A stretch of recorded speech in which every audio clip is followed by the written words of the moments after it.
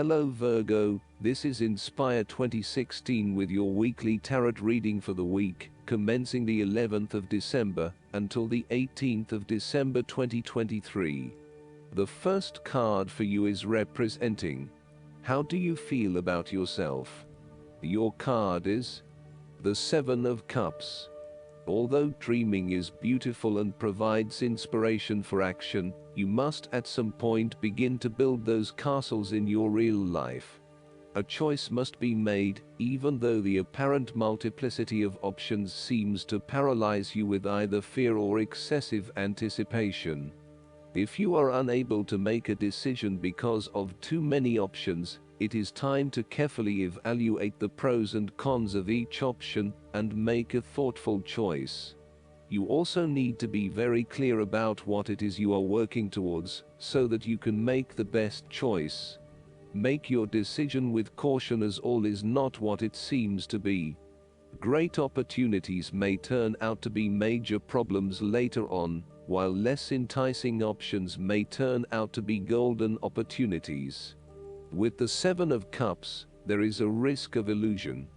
You need to separate what is real from what is illusion. Protect yourself against unclear or wishful thinking and habitual daydreaming. Oftentimes, this card shows choices and plans that have little or no basis in reality. With so many choices presented to you, it is easy to be swayed to that cup containing the snake of jealousy and cunning. Since this card is from the suit of cups, the temptation is likely to be sexual or emotional in nature, the one-night stand, the extramarital affair, and all those other things that seem innocent and pleasurable at the time they are undertaken. But in the vast majority of cases, the pleasure gained temporarily is far outweighed by the consequences that last, in most cases, for an entire lifetime. The second card for you is representing, what do you want most right now? Your card is the Three of Swords. What do you want most right now is the end of sadness, loneliness, heartbreak, betrayal, separation and grief. By preparing for this difficult event, the emotional blow can be minimized or even prevented entirely. This is all about release. When you have suffered a major setback or loss, it is a good time to have a good cry, which is all part of the cleansing process. Expressing your sadness and letting it all out will then help you to move on to better times. However, it is also important that you continue to focus on the future path ahead. There can be a risk that you may become overly absorbed in the loss and the surrounding emotions that you lose sight of the need to just let go and move on. The loss becomes your focus rather than the recovery. It is time to accept the loss and then move forward with your life. That said, pain, sorrow and grief are often a necessity in the journey of life. Without pain, there would be no challenge and no lessons learned. Pain can be a great motivator because it encourages you to surmount obstacles and ultimately learn from your mistakes. Each challenge you encounter creates that initial pain, which is inevitably turned into an opportunity to grow stronger and to change the direction of your life as a result of the lessons learned. While the pain may cloud your vision for a certain period, it will eventually allow you to see clearly and to put the past behind you. Though life seems meaningless at the time, recovery can and will occur. It takes faith, self-love, forgiveness and time. Count your blessings. The Three of Swords therefore serves as a reminder that if you can start to see pain as a learning opportunity, life will suddenly become less painful. You need to really get in touch with pain and sorrow. Challenges remain, but once they are no longer perceived as negative or bad, they lose a lot of their impact. This card is therefore encouraging you that you have the ability to conquer any pain that comes your way. Understand how the pain can help you grow. If someone has betrayed you and you do not think you can ever love again, challenge that belief.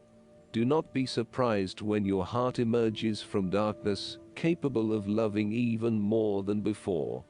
The third card for you is representing your fears. Your card is the Five of Wands. You are afraid and have tendency to avoid conflict wherever possible. You may find that any sort of tension or conflict makes you feel quite uneasy, and you wish it would just go away. So, you deflect a lot of that energy and just ignore the problem, if there is one. The trouble, however, is that in doing this, you may just be pushing some of your own concerns to the side, without really dealing with them or being assertive about them. Some conflict can be good, particularly if it is constructive and teases out the underlying issues in a way that then generates a better solution. Consider whether always avoiding conflict is the best way to go, or if you are finding yourself just compromising on what is important to you. You are no longer up against so much competition and can just be. On more personal level, you have worked through your anger and hostility, and you feel more secure in your relationships. You do not have to constantly prove yourself anymore. There is a realization that you do indeed need focus to achieve your goals. You have come through a period of scattered thought and random ideas, only to find yourself in the same place you were when you started. You now acknowledge that if you are to progress your goals further, you must focus your attention on your key priorities and stay committed to your goal without considering even more possibilities or opportunities. The fourth card for you is representing what is going for you. Your card is the Four of Swords. After every crisis and before every new challenge, there is always a time of relaxation and contemplation. Constant stress and tension will break even the hardest and most resilient of people, but brief periods of rest enable you to refresh your energy, concentration and focus, ready for the next challenge. These rests should be used wisely to heal the body and ready the mind. The Four of Swords is also a sign that you can stop worrying, put down your defenses and take a breather from the chaos around you. For the moment there is a truce, and you can catch your breath without being attacked again. However, bear in mind that a truce and peace are not the same thing. The Four of Swords is a guarantee that challenges will return to your life as soon as you are ready to face them, so make the most of the stillness and quiet you have earned, but never lose sight of the fact that the battle is not yet over, and that there is still work to be done.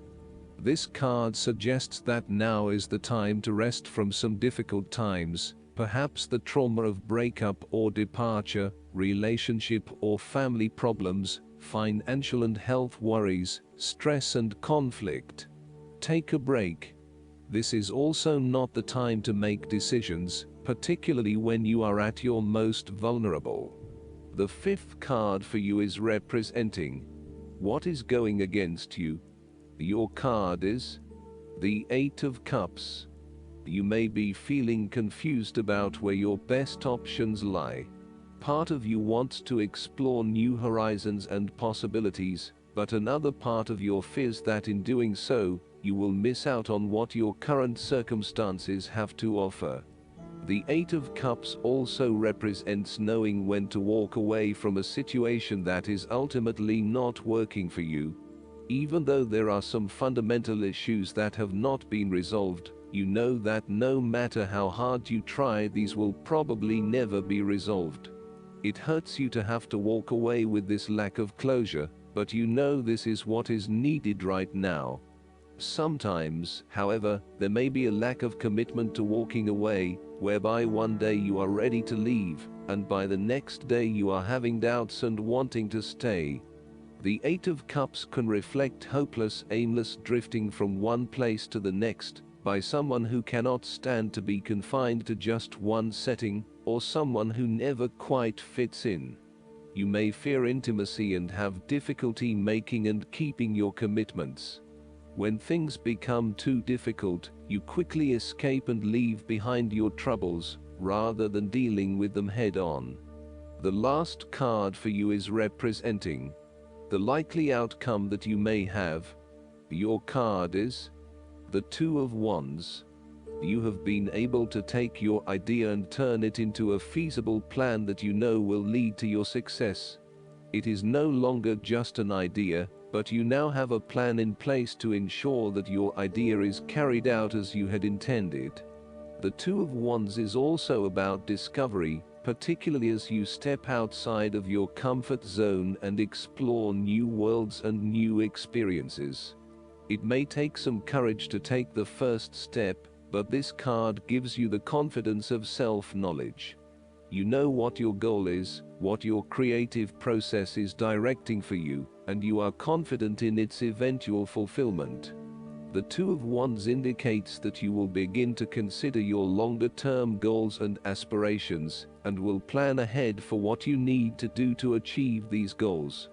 You have already come so far, but now you feel it is ready for a change, this time with your long-term future in mind. You may be considering overseas travel, further education, or a major career change at this point, in order to expand your learning and development, and to grow your horizons beyond your immediate environment. With careful planning and a moderated approach, you will set yourself up for success in the future. The twos in tarot often represent decisions of some sort. In the case of the Two of Wands, you are making a decision between sticking with what you know, or expanding your horizons and taking a risk. You know that the world has to offer you something bigger or more meaningful, yet you are also aware that in order to maximize on this opportunity, you must leave your familiar grounds. Even though you have already invested a lot into your current circumstances, for you to be able to grow and to maximize your potential, it is imperative that you step out into a new world and explore your options. This card shows the patience and focus of your intent. You have got the ball rolling and have started out on your journey, so now it is time to patiently wait for your rewards and watch as your ideas begin to materialize. Last but not least, the guidance card for you is the Ego. The angels want you to know that the entrapment you are feeling isn't real. This card indicates that a lot of your feelings are stemming from anxieties that aren't based in reality. So, give your fears to God and the angels, and ask for their help in adopting a more positive perspective on this situation.